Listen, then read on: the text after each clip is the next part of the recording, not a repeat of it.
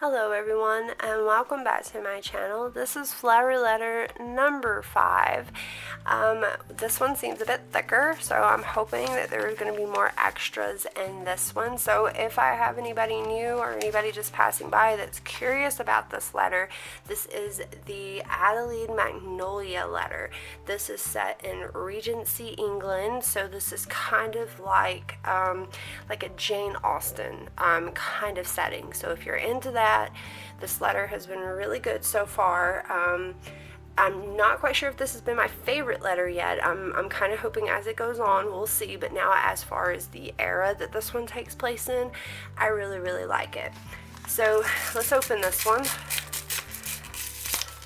And let's see who it is from. I'm going to try not to mess this one up like I did the last one.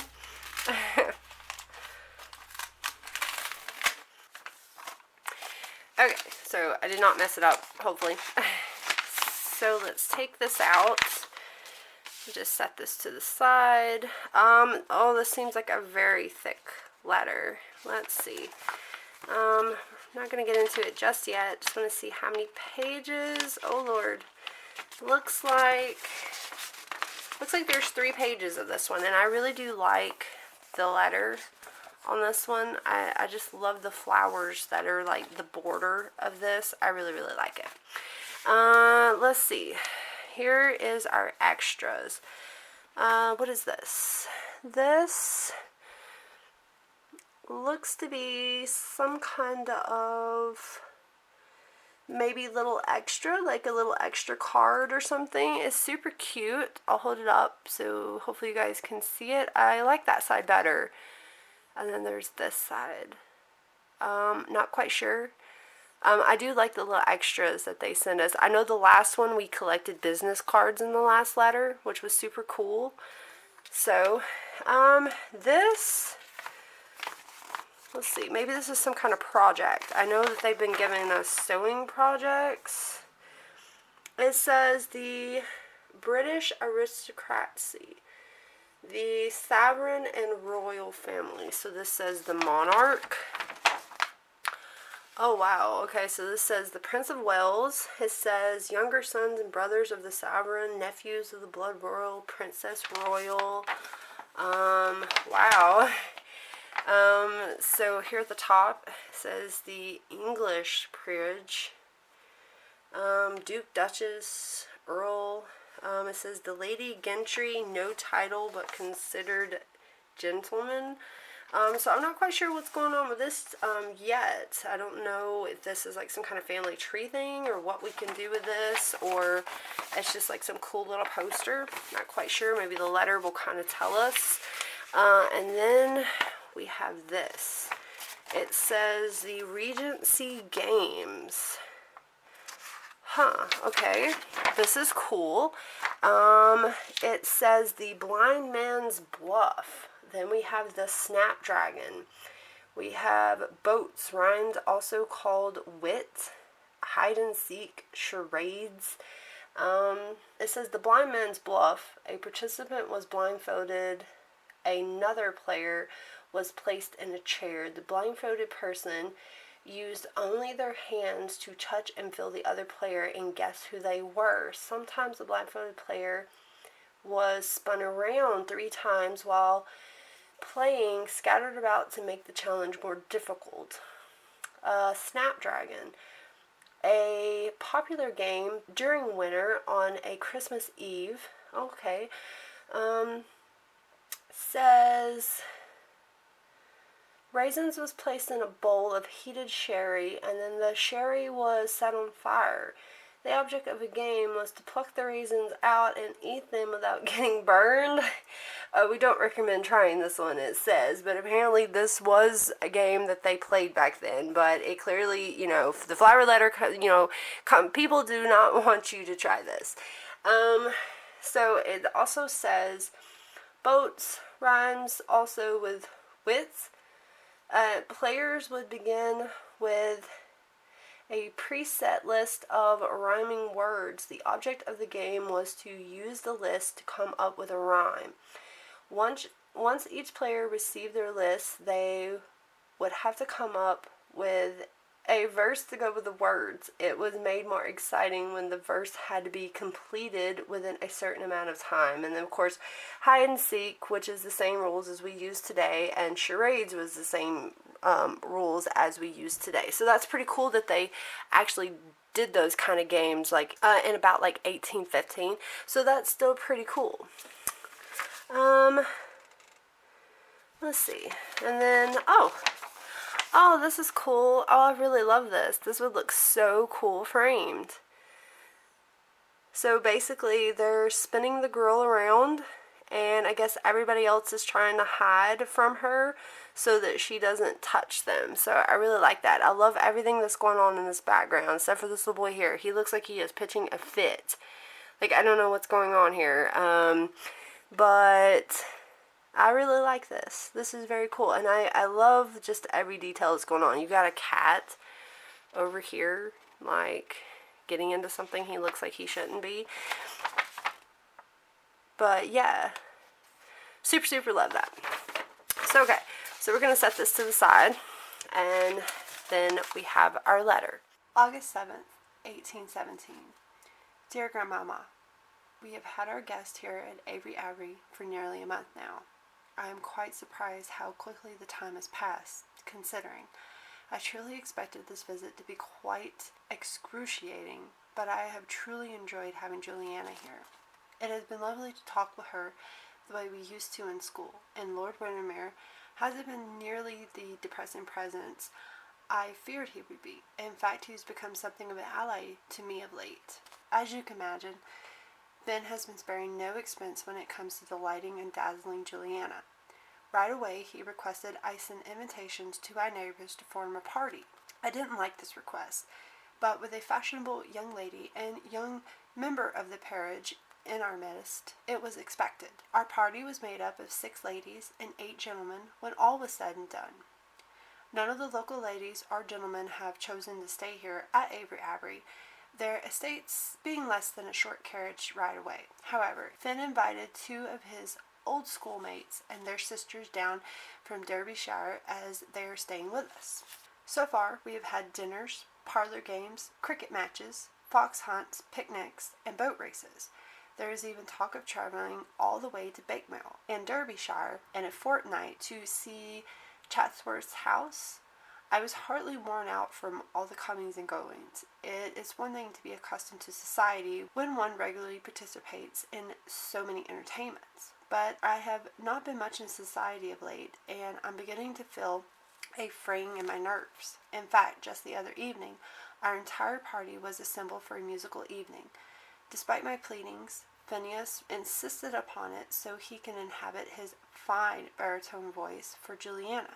I had many reservations about organizing such an evening.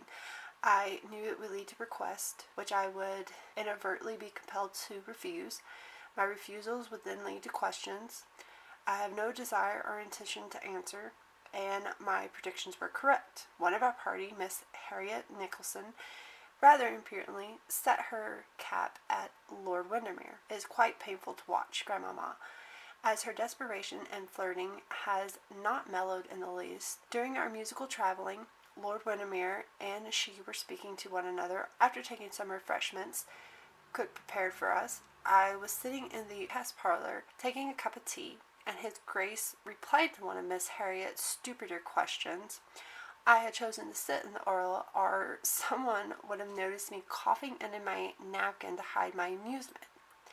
Harriet didn't take his meaning, I dare say, for when Lord Windermere caught my eye, he lifted his eyebrows in such a way it sent me into a secret fit of silent laughter. Unfortunately, Harriet saw me laughing, and I knew by the look on her face she would find a way to make me pay for my amusement later.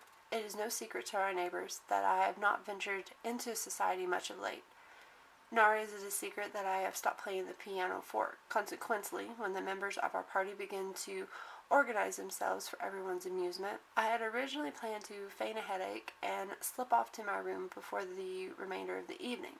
Before I could, however, Miss Harriet called out to me in a rather astonishing manner, imploring me to favor them all with the concerto I played so often in London, the one Master Clementi helped me compose, and that Madame Bartolozzi once gave me high praise. I have often thought what I might say if I was ever asked to play in public again, but Miss Harriet's request caught me so much off guard that I froze, standing there idiotically while everyone stared at me.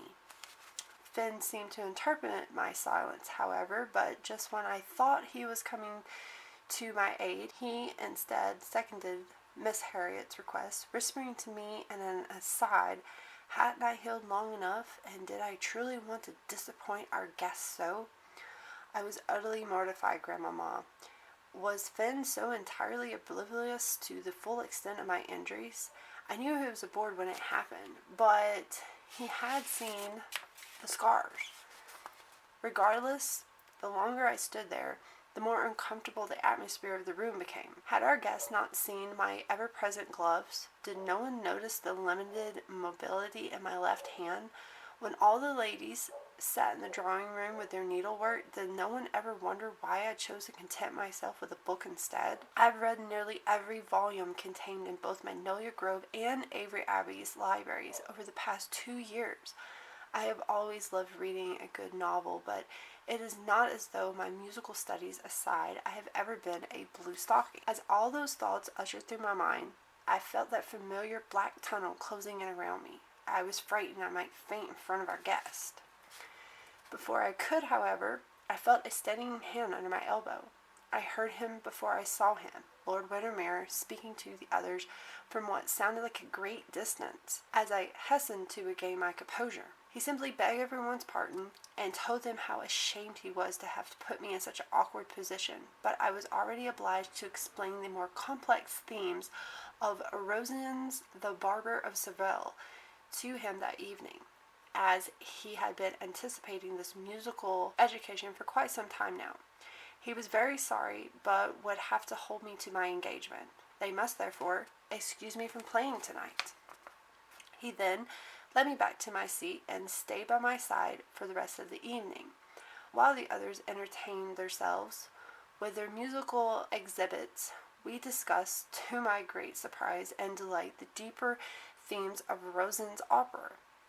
If anyone attempted to renew their request that I play, his grace politely but firmly sent them on their way. What surprised me most about discovering an unexpected ally in Lord Windermere is that he never once asked why I reacted the way I did. He simply proceeded as though I truly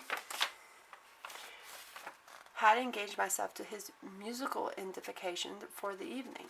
Indeed, I thought the topic of conversation was behind us entirely until I crossed paths with him that afternoon while walking through the magnolia trees on my way to Magnolia Grove.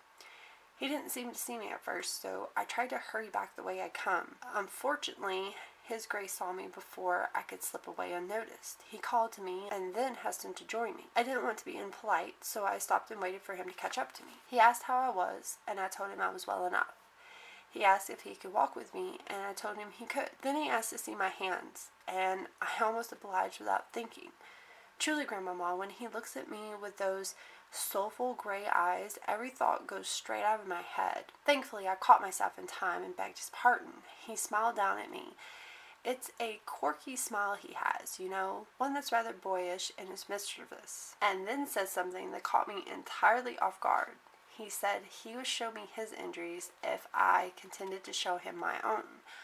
I must admit, I wasn't certain if this was proper or not, but curiosity got the better of me and I agreed. I slipped off the long gloves I always wore these days and showed him my scars. He asked if he might examine them closer. I was about to refuse, not wanting him to know how revoltingly waxy my hands and forearms feel, but before I could, he took both my hands in his and turned them over to see them more closely. To my great relief, no look of revulsion crossed his fine brow. He only looked with a mixture of sympathy and, more puzzling, with understanding in his gaze. After he had looked his fill, he thanked me and said a deal was a deal. He quickly slipped off his right glove and his jacket and began rolling up his sleeve.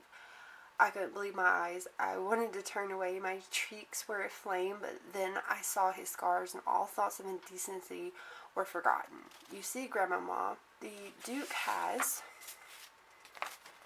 burn scars as well. Only his scars begin at the tips of his fingers to his right hand and run all the way up to his not insignificant shoulder. He even adjusted his corbett enough for me to see that the flames had reached his collarbone. I almost cried for him. As he quickly replaced his coat, he told me how it had happened. It was at the Battle of Waterloo. He and his comrade, one Lieutenant Chapman, had sought refuge in a country barn the night before the battle.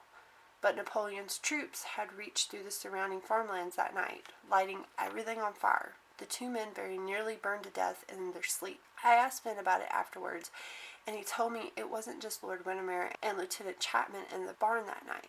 The Duke's entire regiment had taken refuge there, and it hadn't been for the heroics of his grace, most, if not all, of these men would have lost their lives. As he spoke in the grove, I told the Duke that he moved so nimbly.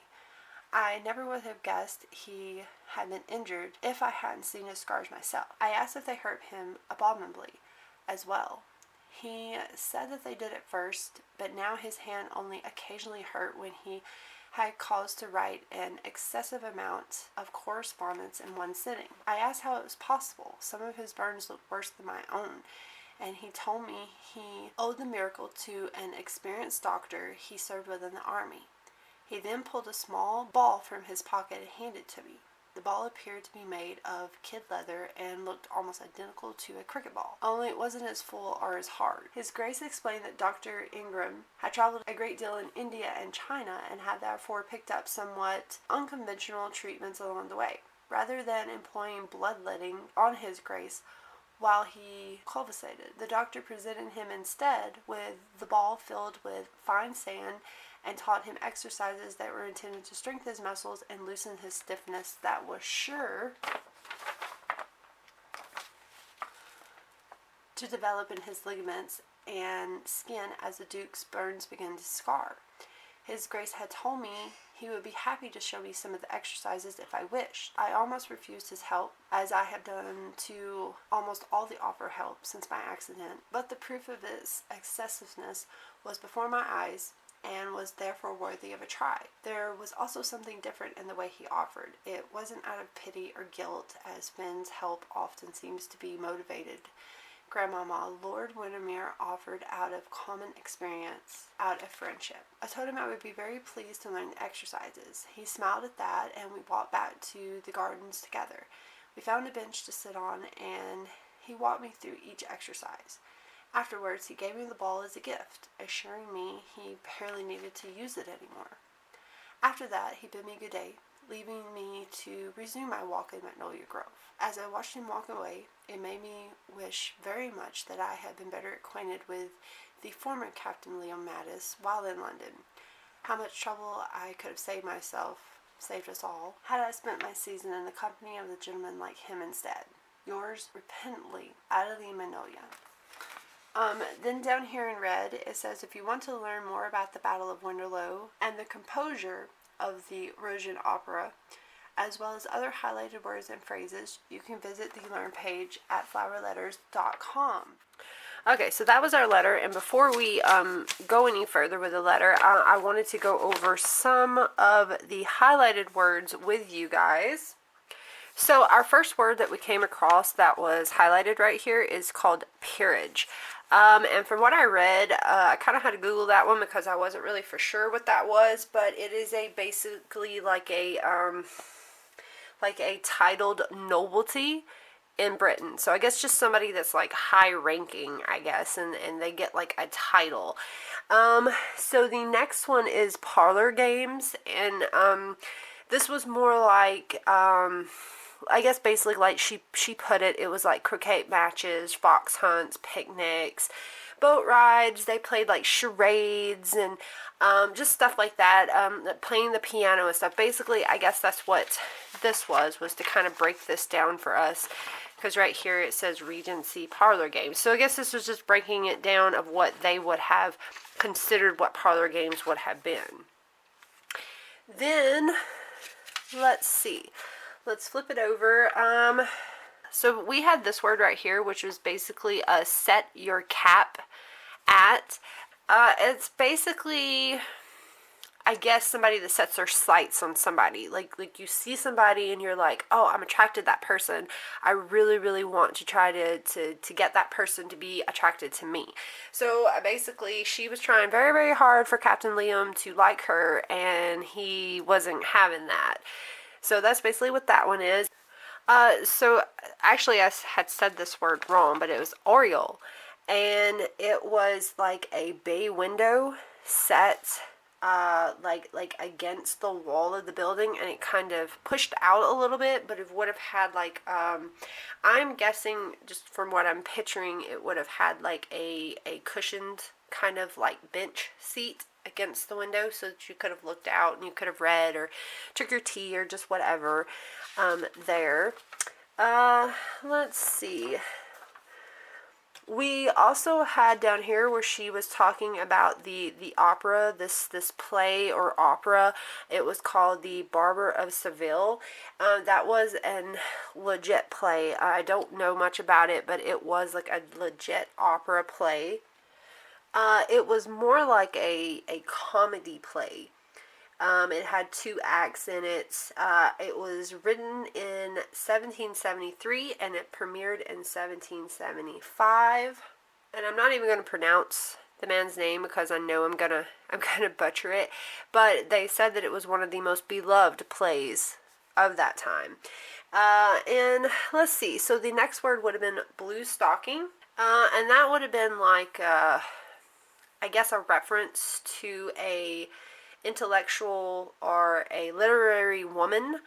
I guess somebody who, I guess, would have been very knowledgeable, I guess. I mean, the word blue stocking doesn't kind of make sense with that, you know. I don't know if she's trying to say like blue blood or something like that. I'm not entirely sure. I'm not very familiar with some of the phrases of that time. I do need to read more and get more familiar with it. And then of course we had the Battle of Waterloo, and if you guys are familiar with Napoleon, you know that was to do with Napoleon. And I'm pretty sure, I mean, there's a couple of other words in here, but that was just a few, in case you guys were wondering about them. Like I said, like if you guys want to read more about it, which I usually always do, go more into detail, like if there's something I'm curious about or I want to read about it, or if there's anything you guys want to know, I can definitely try to study more up on it and get that for you if you guys want to know about it.